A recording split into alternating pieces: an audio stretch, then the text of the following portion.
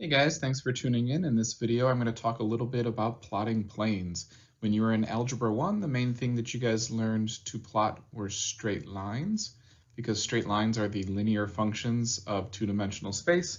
And in this class, we're going to talk about plotting planes, because those are the really important linear functions for three-dimensional space. All right, so back when you guys were in honors geometry, you guys learned an interesting postulate, which was that three non-collinear points determine a plane. Basically, if you have three non-collinear points, you could find a plane passing through those 3 points. But what you never did in that geometry class was take three non-collinear points and find the XYZ equation of the plane passing through those 3 points. And that's what we're going to actually learn how to do in this course. So it's taken you numerous years to get to a point where you can go from just knowing that a plane does exist passing through three non-collinear points to finally now being able to find the equation, which is kind of cool. But before we get to that, what's actually easier to do, this was not a postulate that you had in your geometry course, but it's actually easier to start with a point on the plane and have a normal vector to that plane. That's really easy to find the XYZ equation, and I'm going to show you guys how to do that first, and we'll build up to three non-collinear points later on. So here's the trick. The main idea is to realize that our vector v is perpendicular to the plane at any point on the plane. No matter really where you translate the vector to, and no matter where we imagine perpendicularity happening, we have that 90-degree angle there. So what I can do is I could say that any vector with its tail at 2, 3, -1, this point right here, and its tip at any point xyz on the plane, doesn't matter where it is, we can move that around. But as long as that point is on the plane, I can define a vector that passes through those 2 points, xyz and 2, 3, -1. And no matter where I move xyz to, I'm going to have a 90-degree angle between my 2 vectors. Well, this vector is, you just do tip minus tail, so I do xyz minus 2, 3, -1. That's a vector now. And I know the dot product between that vector and my normal vector, 4, -2, 5, is going to have to equal 0. And it might not look like it, but this is going to be our XYZ equation. If you just do a little bit of algebra here, there's a perfectly acceptable XYZ equation for that plane. Now, a lot of times on like a quiz or a test, you'll be asked to clean this up a little bit further and collect all of the XYZ terms on the left side and all of the constant terms on the right side. And if you do that cleanup work, you get 4x minus 2y plus 5z is equal to -3. The reason that this final answer at the bottom here is desirable is because everybody in the universe will get this same XYZ equation. This kind of intermediary step, this was a perfectly valid XYZ equation. In fact, you can even make an argument that it's better in the sense that if you look in the parentheses, you can spot a starting point on the plane. But there's infinitely many points on the plane, so those numbers can vary depending on what point you picked to start from. So this final answer here is a little bit more standardized, kind of a standard form, right? So in summary, if you have a point on your plane and you have a normal vector to the plane, finding the equation of the plane is very straightforward. Now, you certainly can memorize that formula here. V1 times x minus a plus V2 times y minus b plus V3 times z minus c is equal to 0, where a, b, c is your point on the plane, and V1, V2, V3 is your normal vector to the plane. But if you ever forget the formula, or if you're more of a conceptual person and you want to remember the concept rather than a formula, conceptually, this first formula is pretty nice, because really all it's saying is, hey, my normal vector and any vector on the plane has to have a dot product of 0, has to have a 90-degree angle between those 2 vectors. Now, moving along again, we can kind of look at this in reverse. So let's say we start with the equation. Well, if you start with the equation, we can always look at the coefficient in front of x and y and z and kind of pluck out our normal vector. So one cool consequence of this formula is if I were to ever give you the equation, the XYZ equation for a plane, and then ask you like a quiz question or something that said, what is a normal vector to this plane? Well, there it is. You just pluck out those coefficients, and it doesn't matter whether you're in standard form or this more point slope form looking thing. Standard form would be the same. Just take out those coefficients in front of x, y, and z. We have a normal vector to our plane. Now, last chapter we were talking about parallel lines and perpendicular lines in three-dimensional space. We could do the same thing again, but instead talk about parallel and perpendicular planes. And they're very similar questions, but planes behave a little bit differently, so there's some subtleties we have to be tuned into here. Okay, so given the following two planes, show that they are perpendicular. So there's numerous ways to do this, but one nice way to think about it is if we have plane A, it has a normal vector, and if we have plane B, it has a normal vector. And so if the normal vectors are perpendicular, that will also imply that the planes themselves are perpendicular. And the reason this argument is desirable is because it's really easy to pluck out these two normal vectors. We just take out some coefficients. We take this dot product, we get 0. Now, we have not proven that the planes are perpendicular yet. What we proved is that the normal vectors to each of these planes are perpendicular. Now we have to write a sentence. So I will warn you ahead of time on a literacy sheet or on a quiz or something, this work is great and you should be showing that work. But if you stop there, you haven't proven anything yet, or you haven't proven anything of value yet. We do need to write this sentence that says, since the dot product of their normal vectors is 0, plane A and plane B are perpendicular. Since the normal vectors to plane A and B are perpendicular, the planes themselves must also be perpendicular. We need that complete thought there, that implication, that where we're going from one condition to the condition we're actually trying to prove. Parallel, we could do something very, very similar. So again, we have a normal vector to plane B, we have a normal vector to plane C. If those two normal vectors are multiples of each other, or sometimes they're even equal to each other, but if those two normal vectors are multiples of each other, and if we can show that there's a point on plane B that is not on plane C or vice versa, then we've got parallel planes.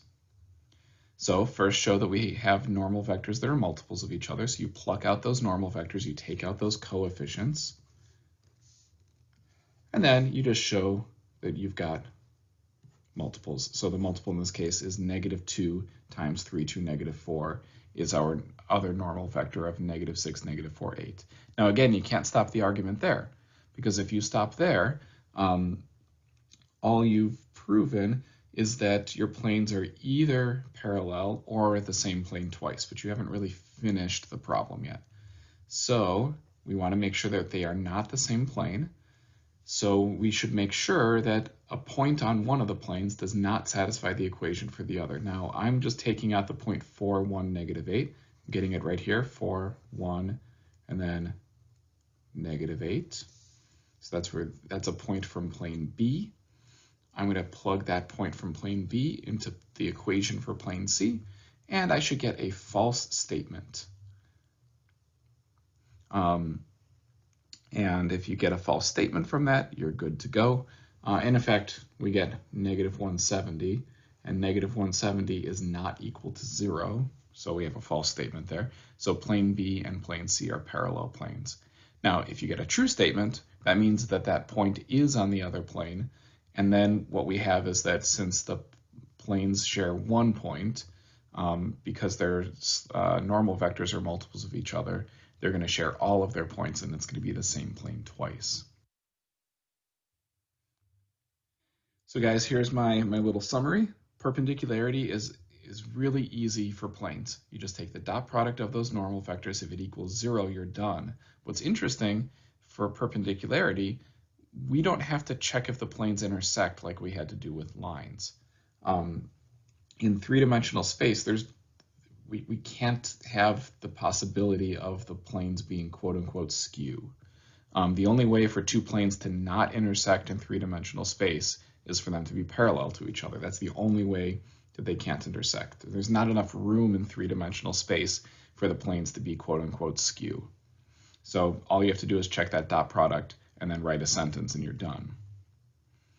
For parallel, what you want to show is that there exists a real number, such that that real number times one of the normal vectors equals the other normal vector. This entire thing just means that we're proving that the two normal vectors are multiples of each other. Again, there exists a k in the set of real numbers such that the first normal vector is equal to a multiple of the other normal vector. And then this next statement says, and we have to show that there exists a point in plane 1 such that that point is not in plane 2. There exists a point in plane 1 such that that point is not in plane 2. If we're talking about the same plane twice, it's the exact same set of conditions except one symbol difference right here. By the way, I'm just showing you these fancy symbols so that when you guys go off to college, if your professor uses them, you've at least seen them before. They're really just shorthand, just like when you're text messaging and you have acronyms that you use to make your text messages shorter. The mathematicians invented this idea. They were way on top of it before there were even smartphones. They have all these little shorthand symbols. There exists a k in the set of real numbers such that one vector is equal to a multiple of the other vector, and there exists a point in plane 1 such that that point is also in plane 2. So just math shorthand there. So proving parallel planes in the same plane twice, pretty similar. It's just that is the point from the one plane on the other plane or not. So again, keep in mind here, lines and planes are going to behave differently. In some sense, working with planes in three-dimensional space is actually easier than working with lines in three-dimensional space because we don't have to worry about the planes being skew. So I'm basically just showing you this now so that when you get to the exam, you don't mix that up, right? What you don't want to do is mix up the concept of lines and planes when you're taking a midterm, because that could get a little messy, right? So I just remind you, I'm not going to go through this again. This is an old slide that you guys saw from last chapter, but just to reiterate here, what we have going on are more complicated arguments because we had to prove that our lines actually intersect each other and that the dot product of their slope vectors is equal to 0 if we're going to prove perpendicularity. So just kind of keep that in mind. Parallel, probably more similar. Parallel lines and parallel planes, those arguments have the same general idea because we are trying to show if there is or isn't a point that they share in common, and we are looking at multiples of our slope vector, or for planes, multiples of our normal vector. All right, moving along. So given two planes, if those planes intersect, their intersection, if they intersect and they're not the same plane twice. So if we have a kind of non-trivial intersection here, that intersection is going to occur along the line. That's another theorem that you guys had in your honors geometry class. And again, what's interesting in this course is we don't just have a theorem that says, two non-parallel planes, two unique non-parallel planes intersect along a line. No, we don't just leave it there. We can find the line. So if you give me the equation for plane A and the equation for plane B, I could find the line of intersection between those two planes. And here's one way of doing it. There's multiple ways of approaching this, but this is a technique that I've always thought is pretty effective. Basically, we know that two points define a line. So if I could find 2 points on that line of intersection, then I can find the actual equation for that line. Okay, so this almost looks like a system of equations. And in fact, it is a system of equations if we're thinking about the line where these two equations are satisfied simultaneously. So I could do elimination or substitution here. I actually kind of invented or made up this problem in such a way that I purposely wanted the 4y's, the 4y and the negative 4y to cancel. I did that on purpose. So now I'm left with 5x minus z is equal to 2. Now you got to be careful because this, you could rewrite that as z equals 5x minus 2. Back in your Algebra 1 class, this would be very, very, very, very similar to y equals mx plus b. It looks like the equation for a line, so it looks like you're done. I promise you, you are not done. This is just the first step along the way. But I will tell you, I've had numerous students over the years stop there because they're like, oh, that looks like a line. I'm done. Well, not quite.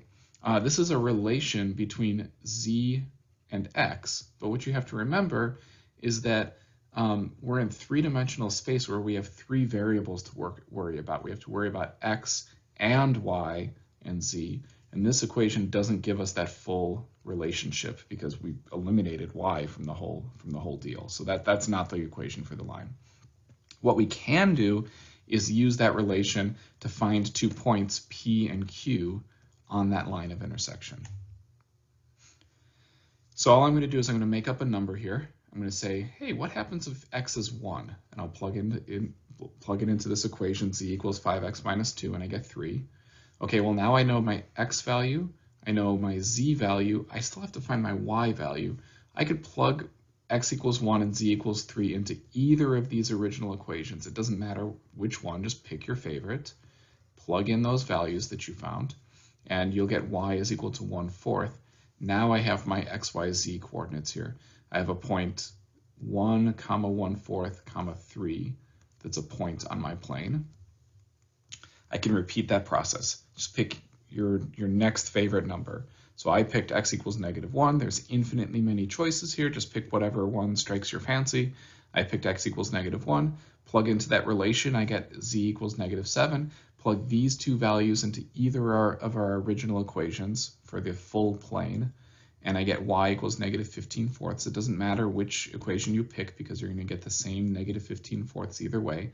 And there's my point Q, a second point on that plane. Now you guys know what to do because you know how to find the equation for a line passing through the 2 points P and Q. So here it is. I've got my point P, I've got my point Q. I can find a vector connecting those 2 points by doing Q minus P. And I could pick either of them as my starting point. I'm going to go with the one I labeled as P. And there's my L of T. Now be careful here. Some of you guys have been leaving off the range for this parameter. Really important to leave that on there though. All right, so I hope that's helpful, guys. You do have a try it problem coming up very, very soon where you're going to find the equation and you're going to plot that line of intersection. So something that you're going to be trying out yourself before you know it. Here's a little bit of a walkthrough of the steps that you should go through to do this. So my trick is to eliminate a variable between the two equations and find a relationship between the two remaining variables. That's not your equation for your line. It's a relation just between two of the three variables. But you can use that relation to find 2 points on the line of intersection. And then you could just use your classic L of t equals P plus T times Q minus P formula. All right, finally, what we're moving on to is kind of the culmination of this slideshow, which is going to take us a while to get there. We want to find the equation for a plane from 3 non-collinear points. The first time I'm going to run through it and I'm going to give you a parametric equation of that plane. Pretty straightforward, not very difficult. Finding the XYZ equation of the plane passing through these 3 points, though, that is going to be some work. We're going to have to build some theory to get there. So let's do the parametric equation first, just to get it out of the way. Lines in 2-dimensional space are analogous to planes in 3-dimensional space. And so what we're going to imagine is that perhaps there's going to be some relationship between the parametric equation for a line and the parametric equation for a plane. And in fact, there is. So for a line, you have L of t equals a starting point plus multiples of some slope vector. And there's only one slope vector for a line. In this case, I called it V. When we're talking about a plane, we just need 2 different slope vectors, V and W, because a plane has 2 different directions that you can go in that kind of defines that plane. So what's the difference between a plane and a line? A plane has 2 different slope vectors. They have to be linearly independent in the sense that there's some non-zero angle between them. Basically, we want to make sure that we don't have the same vector twice, like multiples of the same vector, because that would just give you a line again. So as long as these vectors are linearly independent in the sense that they don't overlap each other, you're good. Anyway, the parameterization for your plane would be m of st is equal to a starting point plus multiples of one slope vector plus multiples of your other slope vector. And that's going to give you the equation for your plane parametrically. So we can do it. It's not actually that much work. I'm going to say vector v. I'm going to choose q and p and subtract those and get one slope vector. Then this next one, I'm going to do r minus p, my other slope vector, like that. And I've got my equation for my plane.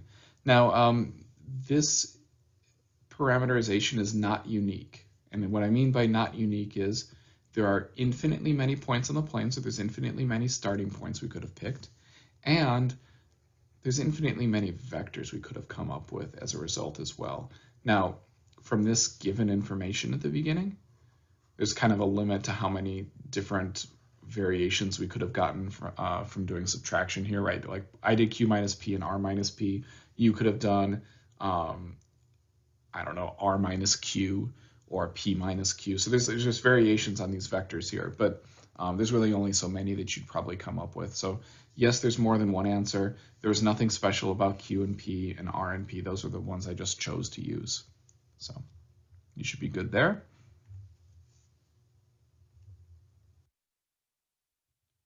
And you could easily go into Mathematica, plot your 3 points, plot your 2 vectors, and get a nice plot of what your plane looks like. It looks a little something like this. You guys will be doing this in your try-it problems for this chapter.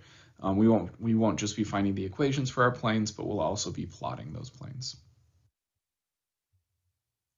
Okay, so now the kind of pinnacle of this work is to find the XYZ equation of the plane passing through these 3 points. And that's more difficult. It's also more interesting. So, and also it's a capstone on your geometry class because you took that geometry class in 8th grade where you never actually found the equation for the planes that you were saying existed, but you could never actually find their equations. So this is kind of cool. So there is a way of doing this using the system of equations. You could just take ax plus by plus cz is equal to d, and if you just plug in enough x, y, z triples over and over again until you get a system of equations, and you'll eventually, be able to find a and b and c and d from that. But that's not very fun, and it's not very illuminating. You don't learn a lot of interesting math from that. So instead, we maybe want to see if we could find a normal vector to the surface, because we have plenty of starting points, right? Like P and Q and R are all perfectly good starting points on our plane. And if you look back at the beginning of this slideshow, what we said is the easiest way to find the equation for a plane is from a starting point and a normal vector to the plane. So if only I could take these 3 points and find a normal vector to our surface, we'd be in pretty good shape. And in fact, that's exactly what we're going to do right here. We're going to try to build some theory that'll allow us to take these 3 points and somehow put them together in an interesting way to find a normal vector to the surface. That is, like another way of saying that is, on the previous slide, we found a vector v and a vector w on our plane. Can I take these 2 vectors v and w that are on the plane and somehow do something to these 2 vectors on the plane, v and w, to find a third vector that's perpendicular to both of them? Now, if you guys are in Physics C, you might already know where this is going, because this is called the cross product. So there is some mathematical machinery that already exists for finding this normal vector. There's already some machinery out there that can say, hey, I've got 2 vectors, v and w, in a plane, and I want to find a third vector that is mutually perpendicular to both of them. And like I said, it's called a cross product. But if this were a physics class, I would just kind of give you the formula, because we're more worried in a physics class, what can we do with this new machinery? But this is a math class. We want to build that machinery. And so that's what we're going to do right now. I'll try to go somewhat quickly through that derivation, just because I want to get to the final portion of this slideshow, which is actually finding the XYZ equation of this plane. But I need to take a little detour here, and in that detour, I'll show you how we can build the cross product out of really just some intuition and how how a cross product should behave to give us what we need. So quick review here. Back when you were in Honors Algebra 2, you learned how to take determinants. You need to know how to take determinants in this course as well. So if you had a 2x2 matrix, the determinant of that 2x2 matrix, you just subtract diagonals. So you kind of multiply along each of the diagonals and just subtract the two. And that's how you take a 2x2 determinant. A 3x3 determinant, you might have a formula from, like, I think your physics class might actually do this, where you guys will use like a diagonalization technique. I actually prefer something called expansion by minors, because this technique will work in any number of dimensions. The diagonals, the long diagonals trick that you can do for a 3x3 matrix, that only works for 3 dimensions. You can't actually lift that up to 4 or 5 or 6 dimensions. And in this class, we don't stop at 3 dimensions. Like in a later chapter, you guys are going to find the volume of a 6-dimensional hypersphere. You can't even picture a 6-dimensional hypersphere, but we're going to find its volume. And so I want to make sure I'm teaching you guys techniques that you can use in any number of dimensions. So expansion by minors will work. This algorithm works in any number of dimensions. Anyway, the idea here is you work along a row. I usually use the top row to do this. So I'm going to use this as a coefficient, and I'm going to multiply it by this minor right here. And then you kind of just keep working along that row. So now I'm going to take the second entry in the row, and here's my next minor. You guys can see it right here. Now notice I have a minus there. This is going to have a plus, minus, plus pattern. And now let's find our last minor. So I'm working along this top row. Here's my last coefficient with my last minor here. And then if you expand this whole thing out,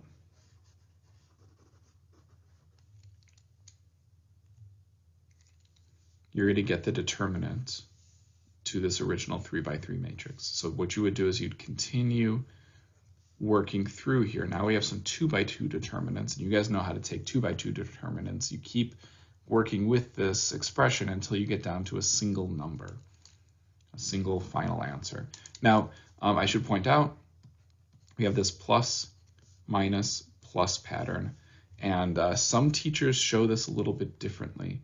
So I have seen people put a plus sign here, and then they reverse these 2 columns. So if you have a teacher, perhaps a physics teacher, who puts a plus here, that's okay, as long as they've swapped those 2 columns, which they will. Now the confusion will come in when I have a student who's in my class and also in a physics class where they have these 2 like similar but slightly different formulas, and then the student mixes up the pieces. So if you're going to put a plus here, then you need to reverse these columns.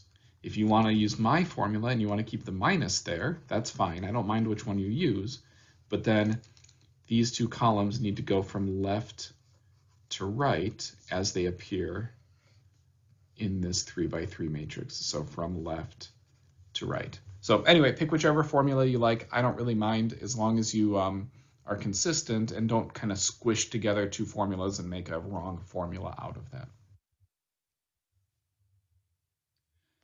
All right, so anyway, continuing on, how are we going to use determinants here to find the XYZ equation of a plane passing through 3 non-collinear points? Well, remember we said we needed to invent the cross product. We needed to invent a tool for taking 2 vectors and finding a third vector that's perpendicular to both of them. That's the machinery we need to build right now. And we're going to do that by building the cross product from scratch. So we needed a new binary operation called the cross product. Binary operations mean you take 2 things and produce 1 new thing out of that. So we're going to take 2 vectors and produce a new vector that's perpendicular to both of the originals. All right, so anyway, as I said, we should be able to take 2 vectors. I'm going to call them A and B, and I should be able to find a third vector, A cross B, that is mutually perpendicular to both A and B. This is often kind of visualized using something called the right-hand rule, which you might have also learned in like physics or your trig calc A class. If you pretend that your index finger is vector A and your middle finger is vector B, then your thumb can represent the cross product. And you can kind of, stick your hand out right now and try this. You can see how it kind of looks like your thumb is perpendicular to both your index finger and your middle finger. So it's kind of like your thumb is the cross product of two original vectors in a plane. And the important thing here is that we are kind of consistent. So you always want the first vector to be A, and that's your index finger, and the second vector to be B, and that's your middle finger. So try to be consistent with that, with what's the first vector in the cross product versus the second vector in the cross product. And if you do that, you can kind of figure out how the cross product should behave based on this right-hand rule. So you actually could do this. You could take out a blue pen right now and call it A, and a red pen and call it B, and kind of lay it out on your desk at home.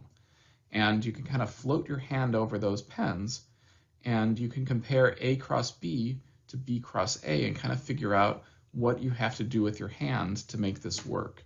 So you leave the pens in the same spot, right? Like you leave A in the same spot, you leave B in the same spot, and you kind of move your hand for A cross B versus B cross A. And what you're going to figure out is A cross B versus B cross A, your thumb is going to flip when you try to, hover your hand over A cross B versus hover your hand over B cross A.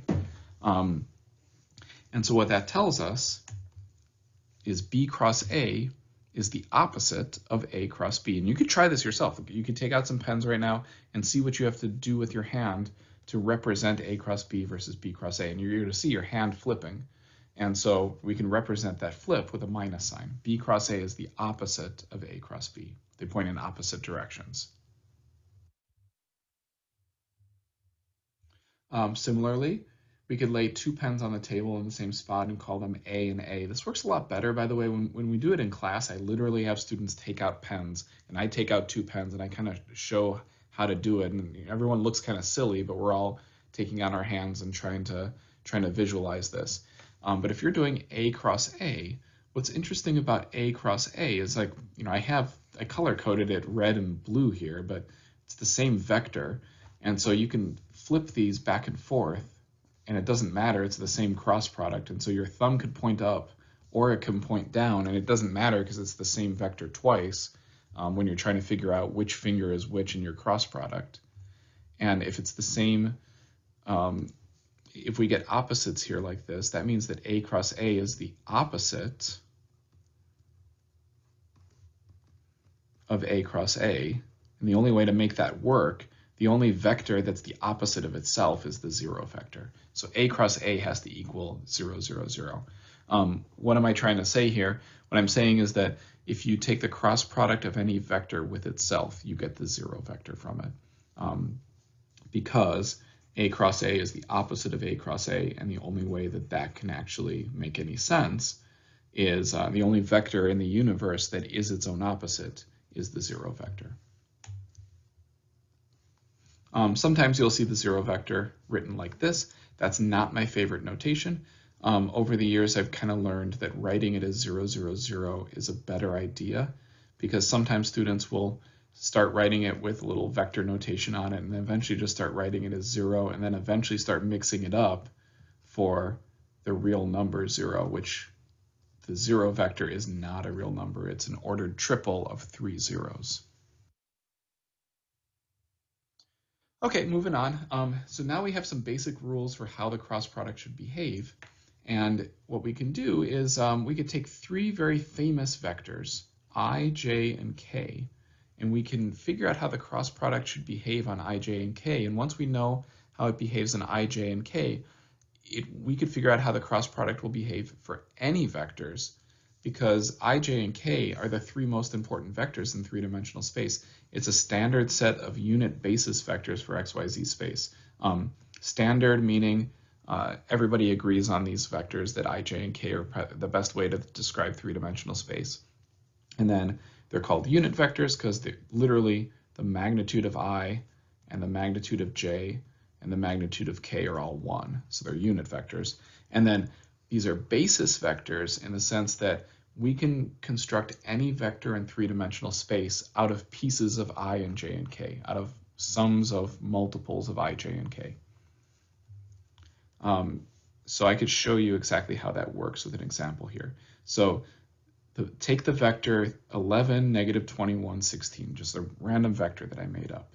Well, I know that this vector could be rewritten as 11, 0, 0, plus 0, negative 21, 0, plus 0, 0, 16.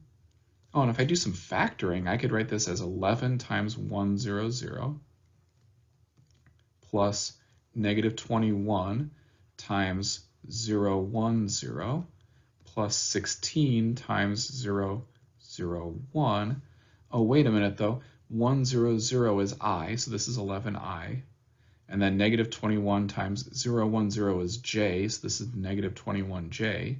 And then 0, 0, 1 is k, so this is just 16k. So basically I can write this original vector as 11I minus 21j plus 16k. I've built this vector out of pieces of I and j and k. And that's what makes this a basis for three-dimensional space. You could do this with any 3D vector. You could make any 3D vector out of sums of multiples of I, j, and k, which makes it a basis for three-dimensional space. Which also means if we could figure out how the cross product behaves in I and j and k, we can then easily extend that to any vectors. Here's another silly example. So 501 could be written as 5i plus k. Technically, it's 5i plus 0j plus 1k, but you wouldn't really write the 0j there. Anyway, there's infinitely many vectors in three-dimensional space that can form a basis for 3D space. Any three linearly independent vectors can form a basis for three-dimensional space, but this is the standard basis because these are the simplest ones we can come up with. Anyway, again, this is usually a little better if we're in class together because I could say, okay, pretend that your index finger is I and your middle finger is J. What are we going to call your thumb? And we would say, oh, our thumb should be K. And similarly, say your index finger is J and your middle finger is K. What should your thumb be? It should be I, right? We know that I and J and K are all mutually perpendicular to each other. So we have I and J and K. We should be getting, if we take the cross product of any two of these, we should be getting the other one as our cross product. Similarly, K cross I is equal to J. That's how these should behave in order to make the cross product work the way it's supposed to work. Now we know if we swap those terms, we get opposites. So J cross I should be negative K, K cross J should be negative I, and if we swap for that last pair, I cross K should be negative J. And then we also know, finally, if we cross any two of these vectors with themselves, like I cross I should equal the 0 vector, J cross J, 0 vector, K cross K, 0 vector. And I used the vector notation here just because I'm trying to fit it on the slide without going over the edge. If you ever want to try to remember these relationships, it honestly doesn't come up in this class super often, but there are other classes where you might need to have these memorized. So there is like a little directed graph you can make. So you make I, J, and K in a little triangle here, and you orient that triangle in the counterclockwise direction, and it also goes alphabetical. And you could see I cross J is going to equal K, J cross K is going to equal I, K cross I is going to equal J. So you kind of follow that graph and you can get those cross products out of it. And then if you reverse the direction of that graph, then you get your opposites. So J cross I is going to equal negative K because we went backwards there. All right, so we have enough to build our cross product. So I'm going to say that V is three components, V1, V2, and V3. I'm going to say vector W is three components, W1, W2, W3. And I'm going to try to take my cross product here. So first of all, I'm going to write each of these in IJK form. So V1I plus V2J plus V3K cross product with W1I, W2 plus W2J plus W3K. Now, the cross product, it's a product. It should behave like multiplication. So we should be able to distribute this V1I to the W1I, W2J, W3K. And then once that's done, we should be able to distribute here, and so on and so forth, kind of like foiling, except for it's a little more complicated than foiling because it's a, kind of like a trinomial times a trinomial is what this is going to be similar to. So you could expand this mess out. Now let me just show you one of them. So let's look right here. I have V1I cross W1I. Well, V1 and W1 are just real numbers. So we can move them, they're just scalars. So we can move them to the front and multiply them. And then I and I are both vectors, so those get crossed together. Now if we keep going, if we keep foiling here, I'm not going to do the entire thing, but I'll give you another one real quick. I have V1I and W2J. Well, V1 and W2 are just scalars, they're just real numbers. Move those coefficients out to the front. I and J are both vectors, so I cross J here. You can do that for all of these. There's going to be 9 of them. But if you remember from the previous slide, we already know what all of these cross products of all of these vectors are going to be. We know that this I cross I is going to be the 0 vector. We know that I cross J is going to be K, and so on and so forth for all of these. So I can substitute this all in like that. Well, the 0 vectors, that's going to kind of squish and go away. So I'm really just left with, let me show you how I'm going to collect some like terms here. So let me just do the terms with i's in them. So right here I've got V2W3I, and here I've got V3W2 negative I. So let me factor out a little bit and kind of combine terms, combine those coefficients. So I have V2W3 minus V3W2I. I can do that both for J and for K as well. Now, when you start looking right here at this coefficient, you might say, that reminds me of something. Same thing here. This reminds me of something. On a previous slide, Mr. Bertoni, for some reason, was showing me something about 2x2 determinants, and he said it was important, but then he didn't do anything with it. Aha, because we're going to use it right here. Each of those are in disguise a 2x2 determinant. And then, by expansion by minors, from expansion by minors, this expression is actually a 3x3 determinant. There it is. So how do we take the cross product of any two vectors? It's a 3x3 determinant where you write ijk along the top, and then your second vector along the middle, and your first vector along the middle, and then your second vector along the bottom. So it's ijk along the top, first vector along the middle, second vector along the bottom. Take that 3x3 determinant and you've got your cross product. Guaranteed, a guaranteed vector to be perpendicular to both of your starting vectors. So in summary, first of all, you guys will never have to reproduce that derivation. So don't worry too much about that. I'm not going to make you guys, prove where the cross product comes from. That's not my goal here. Rather, what my goal is to have you understand where this formula comes from. So what will you have to do in this class? You will need to be able to use this formula to find the cross product of two vectors. Meaning that you're going to need to be able to take a 3x3 determinant without making a mistake, which sounds easy. That doesn't sound very challenging, except I've taught this class long enough to know that taking a 3x3 determinant is somewhat error prone. So you need to practice with this enough by hand to know that you can do this without making a mistake when you get to like a lit sheet or a quiz or whatever. And why did we put all this work in? Well, we put all this work in because if we start with two vectors v and w, we get a third vector that's perpendicular to both of them. And remember, we were trying to find the equation for a plane, and we wanted to find a normal vector to that plane. Now we have the machinery to do it. By the way, if you ever wanted to test in Mathematica that all of this stuff actually works, you could take this code run it through Mathematica, and even if these are cleared values, like there's no values assigned to v and w, these are just variables, when you take the dot product between v and the cross product, or if you take the dot product between w and the cross product, you're going to get 0 for each of these, which will prove to us that what we came up with actually works. Anyway, so let's try a little quick example, and then we'll go ahead and try to find the equation for that plane. So here's a cross product we could find. Here's two vectors, -2, -2, 10, and -4, 1, 10, seemingly random vectors. You know, it looks like it's just a made up example here. So we write ijk along the top. We write the first vector along the middle. We write the third vector along the bottom, and we're going to take that 3×3 determinant. Now, this is going to be expansion by minors. I'm not going to show all these details. You guys will need to practice with 3×3 determinants to make sure you can do this.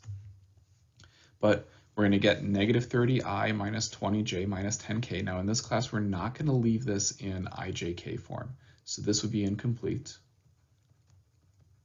So we're going to finish up here by writing it as an ordered triple. I know in your physics class, it's probably okay to leave things in ijk form. In this class, we need to be able to run things through Mathematica, so we really need to get our vectors back into ordered triples. Okay, so we found a cross product. Why do we care? Oh, wait a minute. Remember we had these points P, Q, and R, and we had found two vectors. The two vectors on our plane were -2, -2, 10, and -4, 1, 10. I just found that cross product on the previous slide. This is our normal vector to our plane. We now have enough information to find our equation. So just plug into this formula for a plane here. So I've got my normal vector v1, v2, v3. I've got a starting point. In fact, I've got 3 starting points. You could pick your favorite. Any of the 3 points are going to work, either P or Q or R. And this is the XYZ equation of our plane passing through the points P, Q, and R. The culmination of years and years of mathematical learning, because now that honors geometry class that you took back in 8th grade, most likely, 7th or 8th grade, now we can actually make it concrete and find the equation of a plane passing through 3 non-collinear points. Now, I don't like leaving the equation like this, because there's some simplifying we could do. -30, -20, -10. Obviously, we can multiply everything by -10 and make it a little bit cleaner. Also, we can collect all of the x's on one side, we can collect all of the xyz terms on the left side, move all the constant terms to the right side, basically put this in standard form.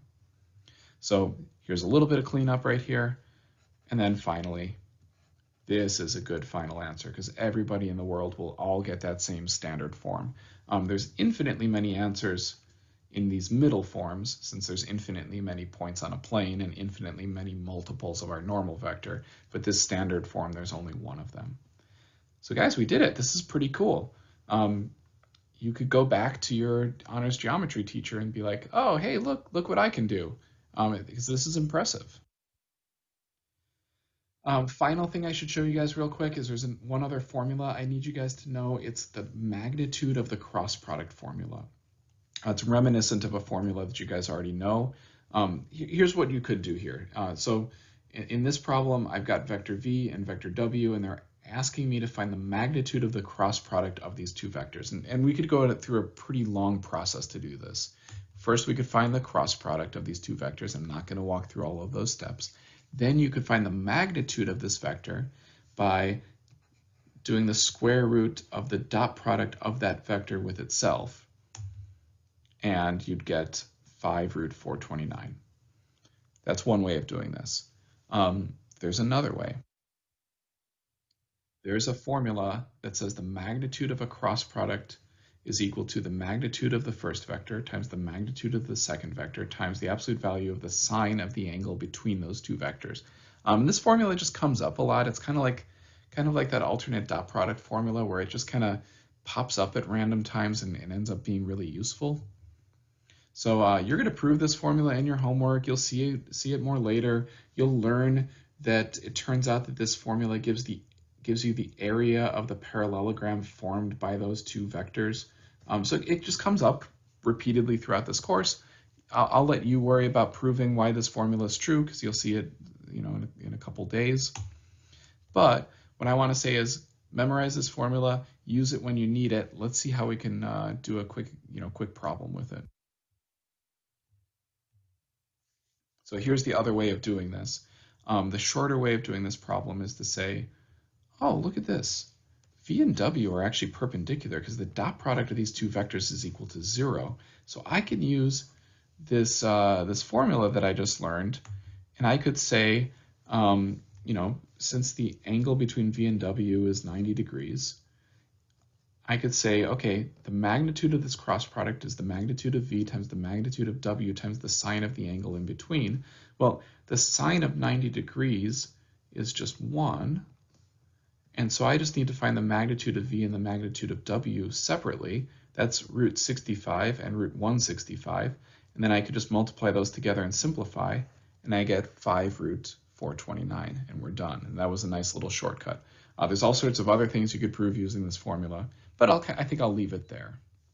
So guys, thanks so much for tuning in. I hope this video was helpful, and look out for some more notes and possible videos from me for this chapter. There's a few more things we want to talk about for this chapter, but can't really fit it into this video because we're already at 51 minutes. So thanks so much.